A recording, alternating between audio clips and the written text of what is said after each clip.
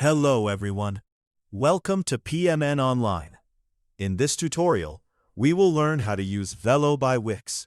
If you've ever wanted to add a personal touch to your Wix website, or maybe you're eager to explore the world of web development without diving deep into complex code, then Velo by Wix is your answer.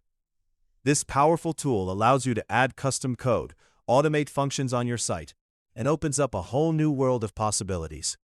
Whether you want to create unique interactions or simply experiment with your site's functionality, Velo makes it accessible to everyone, even if you're not a coding expert.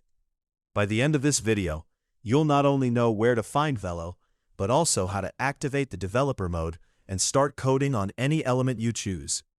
Let's dive right in and explore. First, to get started with Velo, you'll need to open your Wix web design. This takes you to the familiar Wix editor that you might already be comfortable with. If you haven't already, log into your Wix account and select the site you want to work on. Remember, there's no need to feel nervous about introducing something new to your workflow. Velo is designed to be user-friendly, and a bit of curiosity will guide you through. Now, if you're wondering how to use Velo within Wix, here's where the magic begins. At the very top of your Wix editor, you'll spot an option labeled Dev Mode. It's crucial to keep an eye out for it, as it serves as your doorway into the world of site customization. Click on Dev Mode, and if it's your first time, Wix might present a brief introduction or a confirmation pop-up explaining the functions of Dev Mode. Don't worry, it's perfectly safe to proceed after reading through the information. Once you've clicked on it, you'll get the option to turn on Dev Mode.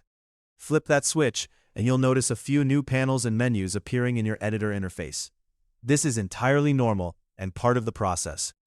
Dev Mode unlocks a suite of tools crafted specifically for adding custom JavaScript code to your site and manipulating elements beyond the default drag-and-drop options. If it seems a bit intimidating at first, take a deep breath. You're in control.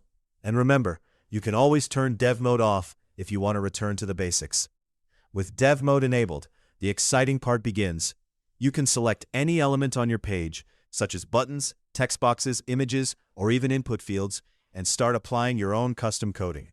For instance, let's say you have a button that you want to trigger a unique animation or display a custom alert when clicked. Simply select the button and you'll see a new panel where you can write and attach your own code. It's as straightforward as choosing the object, deciding on the action, and writing the code you desire. If you're new to coding, don't be afraid to experiment. Wix provides plenty of sample code snippets and documentation right in the editor, so you can copy and adapt things as you go along.